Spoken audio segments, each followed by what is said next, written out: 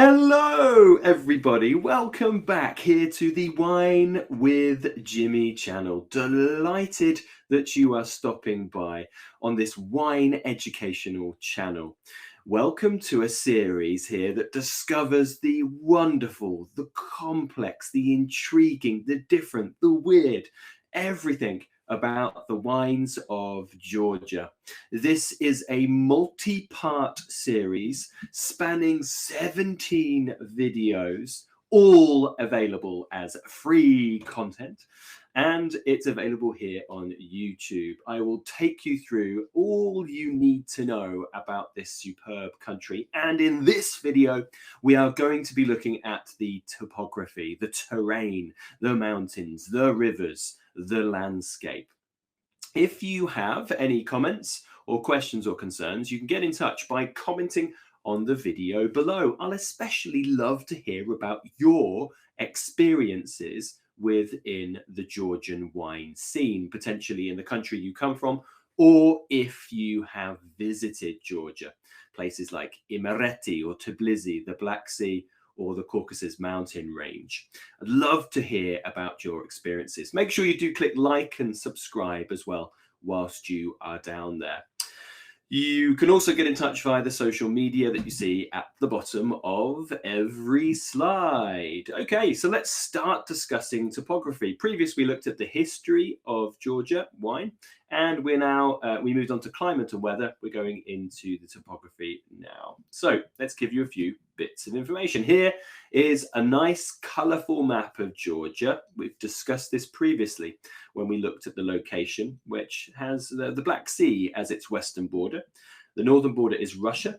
We then have Azerbaijan, Armenia, and Turkey situated in the southern part, bordering on the southern part. Now, Georgia is about approximately 26,900 square miles. That's nearly 70,000 square kilometers. It's just smaller than the Republic of Ireland. So if you are from Europe and if you're specifically from Britain, you'll understand the size by looking at the Republic of Ireland. As mentioned, it has those borders and it has Europe's highest level of biodiversity, mainly because its location between the forests of northern Eurasia, the tropical deserts of Iraq and Iran, which we have, of course, to the east, and then Europe's highest mountains and a subtropical volume of climates here as well. The environments that we find here, specific sort of giving you this biodiversity, we have subalpine coniferous forests, we have nice rolling meadows, we have wetlands, of course, which holds a distinct amount of biodiversity. Peat bogs, important really for that carbon dioxide sink. Lakes, coniferous and beech forests, oak woodlands, caves, mountain gorges. We have the unique Colchis forests, and they're the ones with the evergreen undergrowth. Mediterranean and sub-Mediterranean climates, the steppe grasslands in this area, light woodlands, riparian shrubs, and also forest vegetation. Hugely diverse in this wonderful country, of course. So the mountain ranges that we need to discuss here, this is significant because about 80% of Georgia is mountainous, and over half of the country is above 900 meters. Around 40% is forested, and only a small amount of that is man-made. Most of this, of course, is natural forests. So the Greater Caucasus mountain range is what you see really here. You can see the writing here. This is the Greater Range. Let me get a little bit of a drawing pen out here. I'm going to do this in a grayish color. Yeah, and it's here, all the way down here. Okay, so this is running roughly from our west to east. It forms, of course, the natural border with Russia, and it importantly protects Georgia from very cold northerly winds which hit this mountain range. Now, it extends for around 1,100 kilometers, as you can see, from west to east. So it goes really from the Black Sea to the Caspian Sea, which Georgia doesn't have a border on, but it's close to it, sitting to the east of this map. Now, the highest mountain in the whole of, let me get a white pointy pen out here, highest mountain in the whole of Europe is found here. And it's this one I'm going to just identify here with my arrow. So the Elbrus mountain at 5,642 meters. It says 5,633 there, but it's roughly around 5,630 to 45 in its mountain height. And there are other peaks as well. So we've mentioned the Elbrus. We have this one, Shkara. We have Kazbegi. Now, these three are over 5,000 meters. So they are very, very high. There is actually another one near Shkara, which is called Mount Yanga, which is also over 5,000 meters. So we've actually got 4 mountains here over 5,000 meters sitting in the Caucasus mountain range.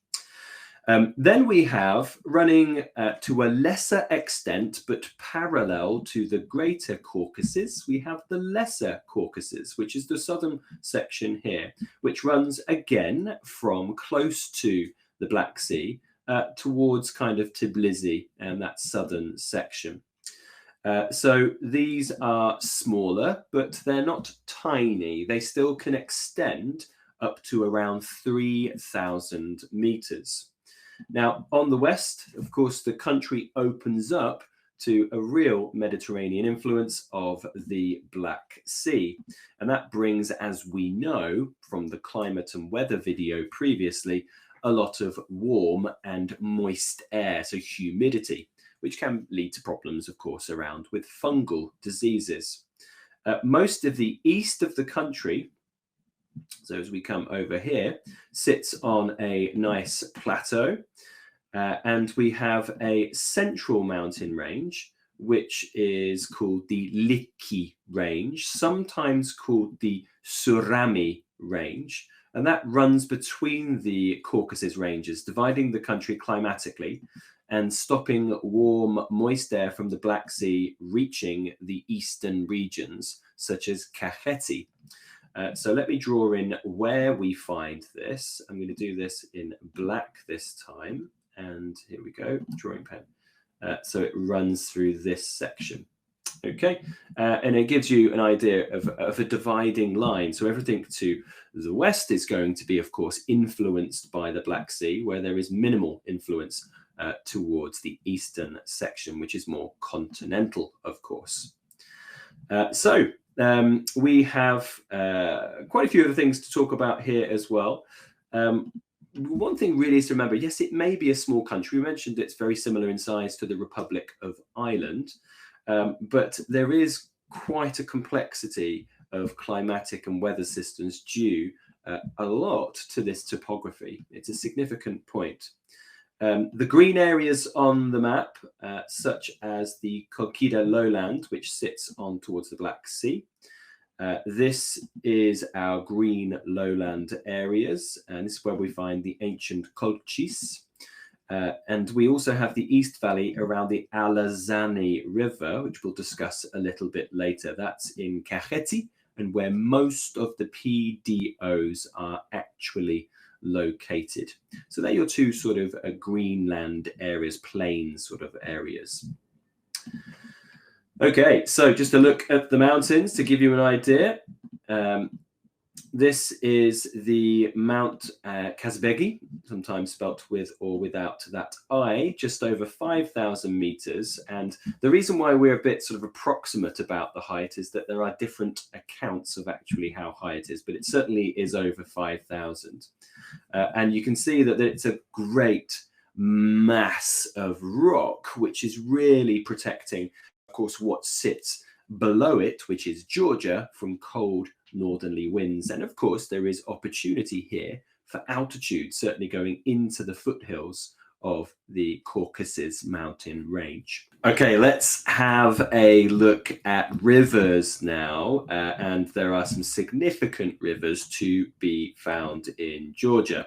Let's start with an exceptionally long river. This is one that is called the Kura in Russian, but in Georgian it's called the Mutkvari. Let's scribble that down for you. Mutkvari.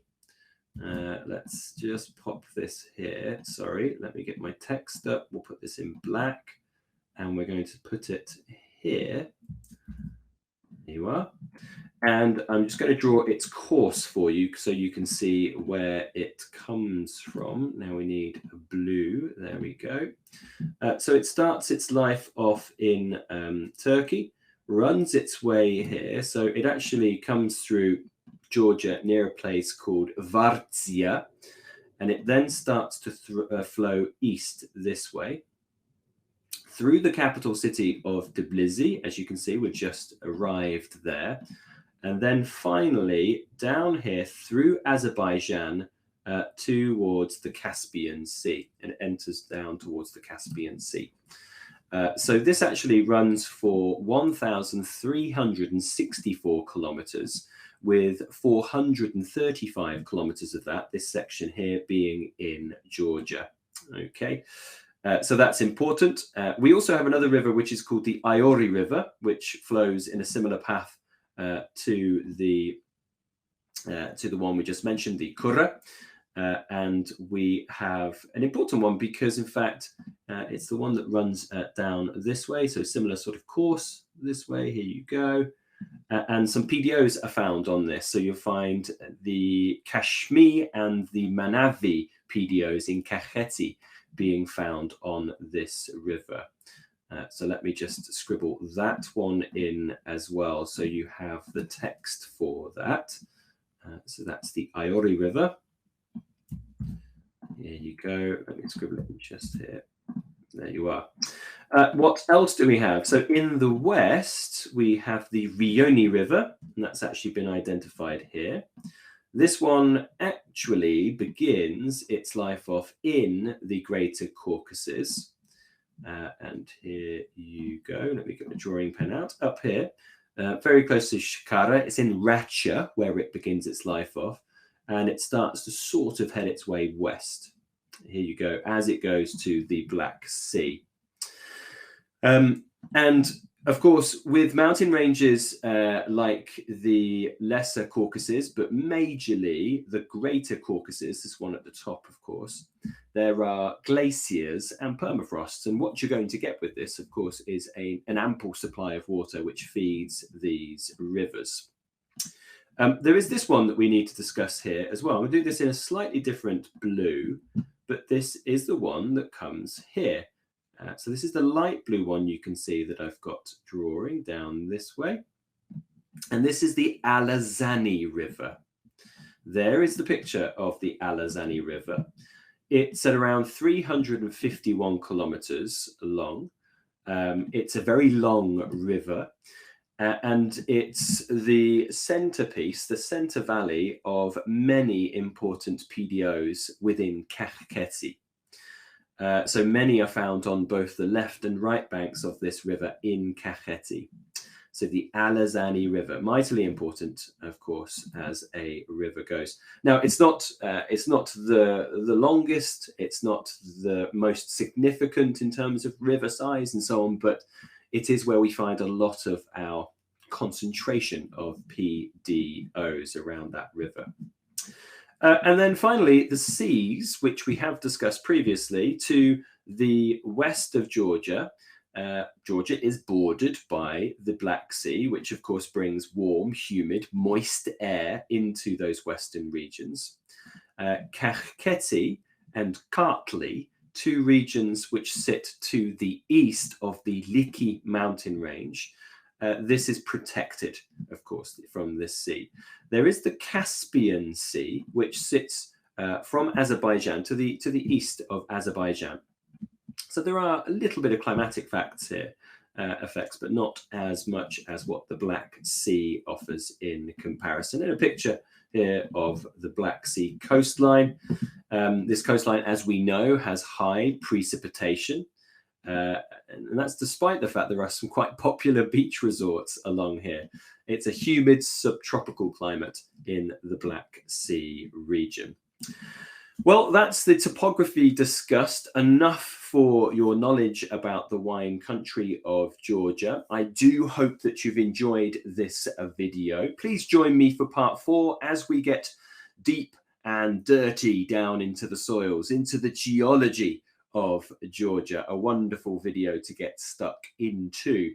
As always, if you do have any comments, questions, or concerns, please do get in touch. Love to hear about your experiences with the country and the wines of Georgia. Pop that in the comments section below this video. Make sure you click like and subscribe as well. But until next time, if you do find yourself visiting the United Kingdom, please come and see me at one of my establishments for a class, a glass, or a bottle. I've been Jim Smith. Ciao for now. Goodbye.